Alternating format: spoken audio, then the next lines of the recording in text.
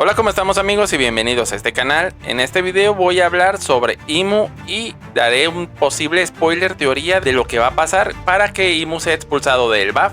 Así que comencemos. La Red Line, la línea roja que separa el mundo de One Piece, representa el ego de Imu.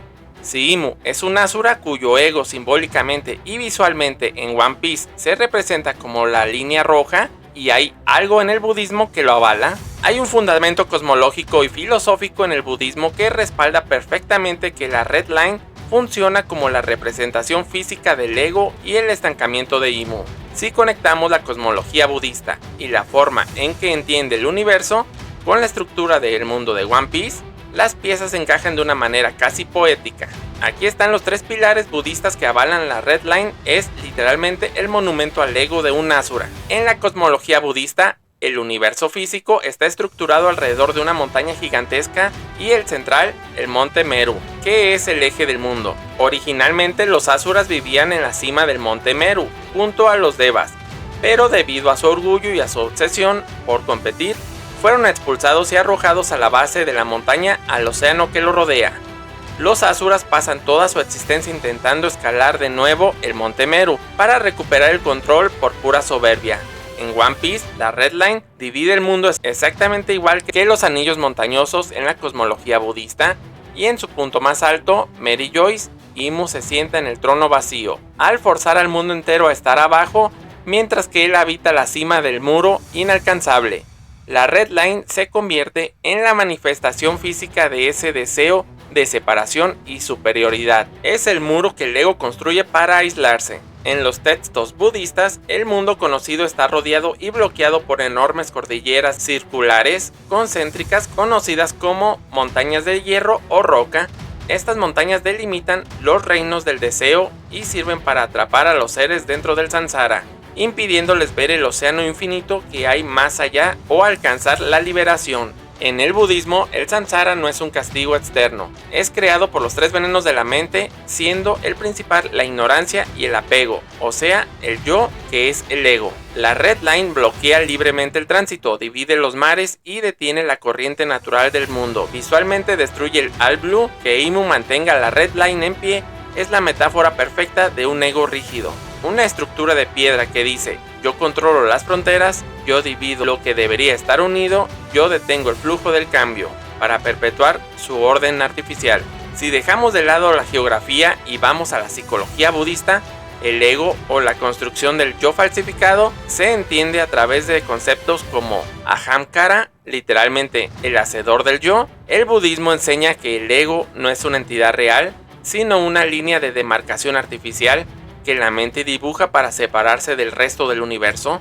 El ego dice: hasta aquí llego yo, lo de adentro, y allá está el resto, lo de afuera. La Red Line es la proyección a escala planetaria de esta línea mental. Es un ego tan colosal y deseo de control tan asuránico que literalizó esa barrera interna, convirtiéndola en un continente de roca roja inamovible. Mientras Joy Boy representa el desapego, la libertad absoluta y el flujo del agua, Imu representa la fijación extrema, la solidificación del poder y el control absoluto del territorio. No hay nada más ego en la filosofía oriental que una roca masiva que se niega a cambiar, a moverse o a dejar que el agua mezcle sus corrientes.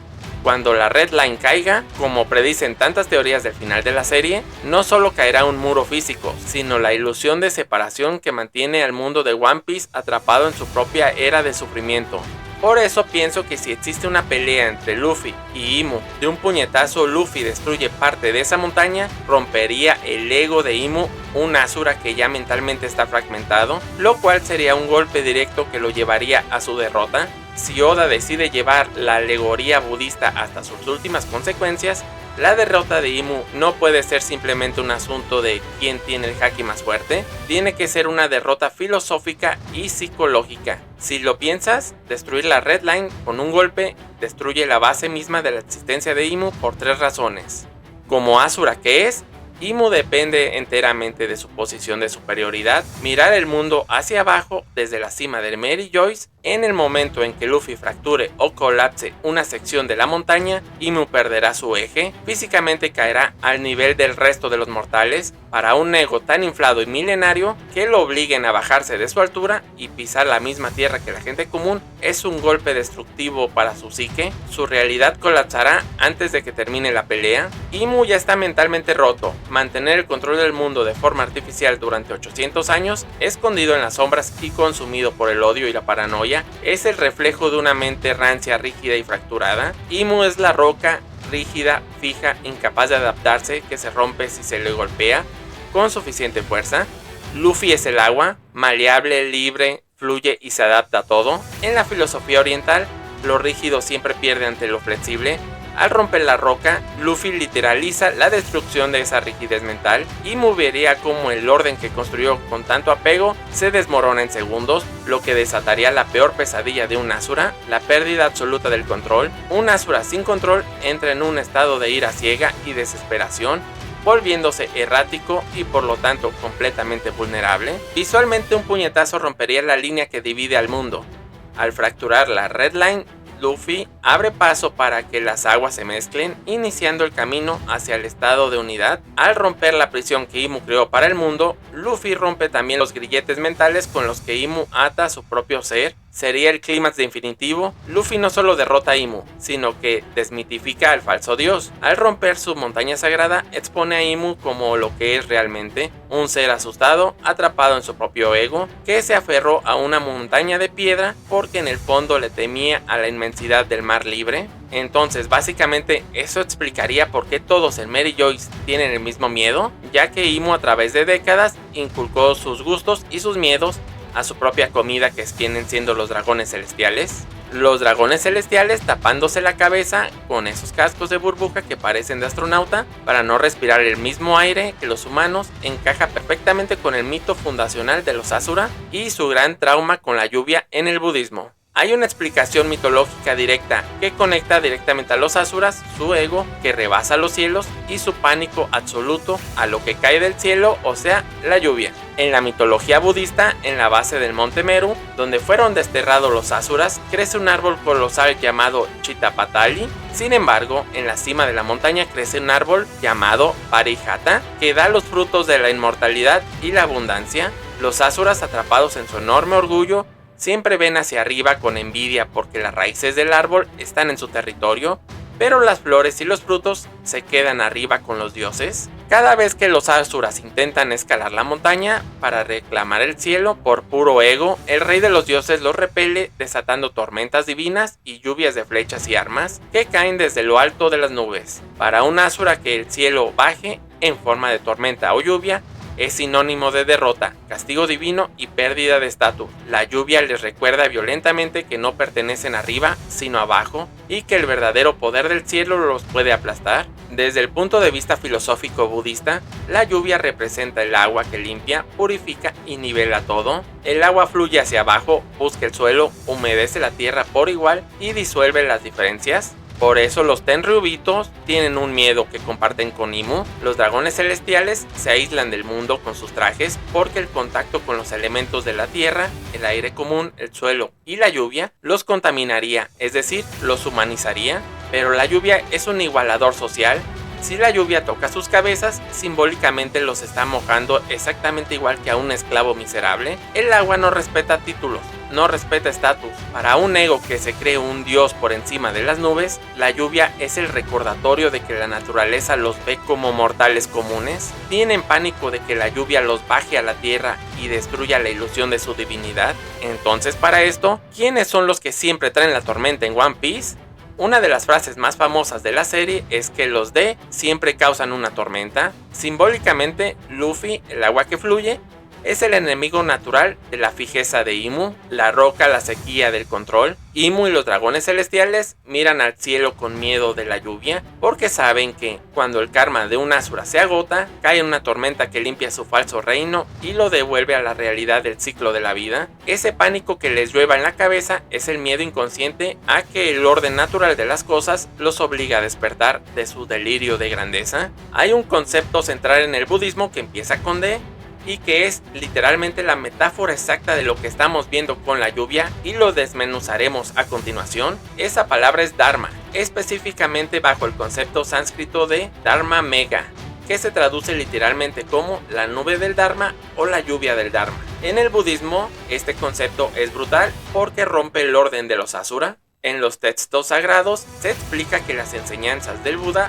son como una gigantesca nube que desata una tormenta universal. Esta lluvia del Dharma cae sobre toda la tierra por igual, moja las montañas más altas, los árboles medianos y las hierbas más pequeñas. El agua no le importa el estatus del planeta, los nutre y los nivela a todos en una sola verdad. Para un dragón celestial que se cree una deidad intocable, la lluvia del Dharma es su peor pesadilla. Es la fuerza cósmica que demuestra que las alturas no importan, que las ilusiones del ego se disuelven cuando la tormenta borra las fronteras. En el camino del Bodhisattva, el ser que busca la liberación de todo, existen 10 niveles o estadios de despertar. Curiosamente, el 10º o último nivel antes de la iluminación total se llama el estadio o nivel de la nube del Dharma. Al alcanzar este nivel, el ser se convierte en una tormenta viviente que derrama sabiduría para apagar los fuegos de la ignorancia, el odio y el orgullo, el veneno de los asuras. Si lo traducimos al idioma de Oda, en One Piece, Imu y los dragones celestiales representan la fijeza absoluta, la sequía espiritual, el muro de piedra que no deja pasar el agua, y la voluntad de los D son los portadores del Dharma, la lluvia, la tormenta, que viene a limpiar el samsara artificial de 800 años. Que los dragones celestiales usen cascos para evitar que esa atmósfera o la lluvia los toque es el pánico a ser alcanzados por el Dharma, es decir, ser obligados a ver la realidad y perder la ilusión de su falso cielo. Todo lo que acabamos de ver explica una cosa. En ese flashback único hasta la fecha de este video que se ha mostrado a Imu hablando con Joy Boy, se le puede ver a Imu con un velo negro, pero este velo, ¿qué significaría simbólicamente en el budismo? Ese velo negro y eterno que cubre a Imu por completo no es solo un recurso para mantener el misterio entre los lectores, narrativamente funciona como la barrera definitiva de su ego. En la psicología y la iconografía oriental, cubrirse con un velo es una silueta impenetrable frente al mundo, tiene un significado psicológico. Ese velo es el escudo personal, significa nada de afuera me puede tocar, nada me puede contaminar ni diluir. Al cubrirse por completo, Imu se niega a interactuar con el mundo real como un igual, mientras que Joy Boy se disolvía en la historia y en el mar dejando un legado de alegría. Imu se momificó en su propio ego, oculto en una habitación congelada, atrapado detrás de una cortina de sombra. Alguien que se ve a sí mismo como un igual de los demás no necesita esconder su rostro. En el budismo, el Asura sufre porque se basa toda su identidad en la comparación. No le basta con ser poderoso, necesita ser más que el otro. Para Imu, Joy Boy probablemente representa una amenaza, no por su fuerza física, sino por su filosofía. Joy Boy trataba a todos por iguales, humanos, gyojins, gigantes, tontatas, cualquiera. Para el ego asúrico de Imu, la igualdad es un insulto. Él no quería ser un compañero en el mundo, quería estar por encima. El velo marca una distancia sagrada y artificial. Soy una deidad y los mortales no son dignos de ver mi rostro.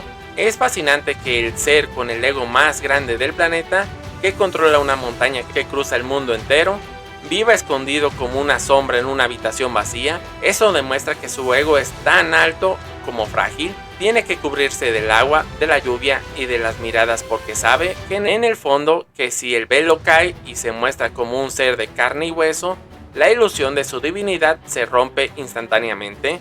Por eso, ese puñetazo de Luffy que teorizo no solo romperá la Red Line, al destruir su entorno, destrozaría ese velo, obligando al Asura a mirarse en el espejo del agua real del mundo. Ahora bien, lo que estoy a punto de contarles es algo que explicaría el primer momento en que Imu probó por primera vez ser un ser menor y no un dios como él cree. Es el mito fundacional más importante que divide a los Devas y a los Asura en el budismo.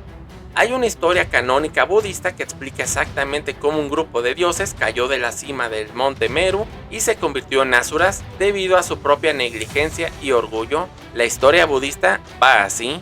Originalmente los asuras no vivían en el fondo del océano, ellos eran los gobernantes legítimos de la cima del monte Meru, en el reino celestial llamado el cielo de los 33 dioses. En ese entonces se les consideraba un tipo de dioses antiguos. Un día, un grupo de humanos liderados por el hombre llamado Maga acumuló tanto karma que ascendió al cielo y nació en la cima del monte Meru junto a los asuras. Al principio, ambos grupos de deidades convivían y compartían el palacio celestial en total armonía. Los asuras tenían un grave defecto, eran extremadamente soberbios, competitivos y propensos a la indulgencia. Un día se preparó una gran fiesta con licor celestial sumamente embriagador. Sakra, el nuevo líder de los devas, se dio cuenta que los asuras se habían emborrachado por completo, perdiendo la conciencia, la compostura y su brillo divino. Sakra pensó, no es digno compartir el reino de los cielos con seres que se degradan a sí mismos y pierden el control por su propio vicio. Aprovechando que los asuras estaban completamente indefensos y ebrios, en su propio orgullo, Sakra y los devas los tomaron y los arrojaron de la montaña abajo. Expulsándolos de la cima del monte Meru, los asuras cayeron durante muchísimo tiempo a través de las nubes hasta golpear la base de la montaña, quedando desterrados en el gran océano exterior. Al despertar de su borrachera en el fondo del mundo, los asuras miraron hacia arriba y vieron que el árbol sagrado que crecía en su nuevo hogar no era el árbol del cielo, sino el árbol Chitapatali. Fue en ese instante cuando comprendieron que habían sido desplazados y engañados. Su naturaleza pacífica se corrompió instantáneamente. El dolor de haber estado en la cima y haber sido arrojados a la base del mundo los llenó de envidia, paranoia y una ira eterna. A partir de ese día dejaron de ser llamados suras, dioses, y se convirtieron en asuras, antidioses, dedicando toda su existencia a declarar la guerra al cielo para intentar recuperar el estatus que perdieron por su propia culpa. Estos son los detalles porque Eiichiro Oda es un genio absoluto en la narrativa y la simbología. Nada en One Piece es por accidente. Si en el anime se incluyó visualmente esa escena de un ángel cayendo del cielo justo en un tramo de la historia, es la confirmación definitiva de la alegoría budista que estamos desmenuzando. No estamos viendo el futuro de la serie, estamos viendo visualmente el origen de Imu. Si esa escena representa el pasado, cambia absolutamente todo el tablero y le da un sentido mitológico perfecto a la existencia de Imu. Imu no nació siendo un monstruo de las sombras, en una habitación congelada. Imu fue un ángel deva que cayó hace años. Imu era un habitante legítimo de ese cielo, pero por su propio orgullo, ego o por intentar corromper ese orden, fue expulsado y arrojado a la tierra. Ese golpe contra el mar al caer en ese momento exacto en que su psique se fracturó, el dolor de la caída y la humillación de verse mezclado con los humanos de abajo es lo que transformó su divinidad en la ira ciega de un asura. Esto explica perfectamente por qué Mary Joyce es tan artificial y rígida. Imu fue desterrado del verdadero cielo, así que usó sus poderes y la guerra del siglo vacío para construir una copia barata y literal de lo que perdió. Como ya no pertenece al cielo real, obligó a los esclavos a construir una montaña de roca para poder volver a mirar a todos hacia abajo. Los cascos de burbuja, el velo, el aislamiento, todo es el resentimiento de alguien que fue expulsado del paraíso y vive con la obsesión enfermiza de aparentar que nunca cayó. Si Imu se convirtió en el Asura al ser arrojado del cielo a la tierra, que Luffy llegue siglos después para destruir su montaña y volverlo a tirar al suelo, es el cierre perfecto. Luffy lo obligará a revivir el trauma en esa escena del capítulo 1148. Como extra, muchos se preguntarán, ¿pero Nami sería el mayor temor de Imu? Por eso teorizo que solo hay una forma para expulsar a Imu de la tierra de los gigantes, y es con ayuda de Nami, ya que ella, sin saberlo, es el contraataque directo de la naturaleza contra el ego del Asura. Si lo conectamos con todo lo que hemos desmenuzado en el video, la importancia de Nami contra Imu se vuelve una necesidad por la siguiente razón. Si Nami ya tiene el bastón del clima, y a Zeus se convirtió en la viva imagen de Wukong, y sí, hay una historia famosísima en el mito de Sun Wukong que involucra directamente a un Asura, una tormenta y una expulsión. Se trata del mito del rey Asura de los tres mundos. En el viaje al oeste, cuando el Rey Mono interrumpe el orden celestial, los cielos envían a su ejército para detenerlo, pero también se enfrentan a los reyes demoníacos y asuras que intentan romper el equilibrio del mundo para su propio beneficio. El arma secreta de Wukong, en uno de esos enfrentamientos más icónicos contra las fuerzas asuránicas que intentaban dominar un territorio sagrado, Wukong no solo usa su bastón sabiendo que los asuras son seres de fuego, ira y rigidez. Wukong se sube a la nube voladora, asciende por encima de ellos y utiliza sus pergaminos y habilidades mágicas para convocar a los dioses del viento y de la lluvia. Wukong no destruye al rey Asura en esa batalla. Lo que hace es desatar un diluvio y un vendaval tan brutales desde lo alto del cielo que extingue su fuego, debilita su orgullo y lo obliga a retirarse, expulsándolo por completo del territorio sagrado que intentaba invadir y lo devuelve a su lugar. ¿Cómo encaja esto con Nami expulsando a Imu de Elbaf? Mientras Imu esté en Elbaf, la tierra de los gigantes, que en términos mitológicos es lo más cercano al hogar de los dioses nórdicos o en un reino ancestral sagrado, Nami, operando como Wukong, es el contraataque. Imu busca el control, Nami domina el cielo.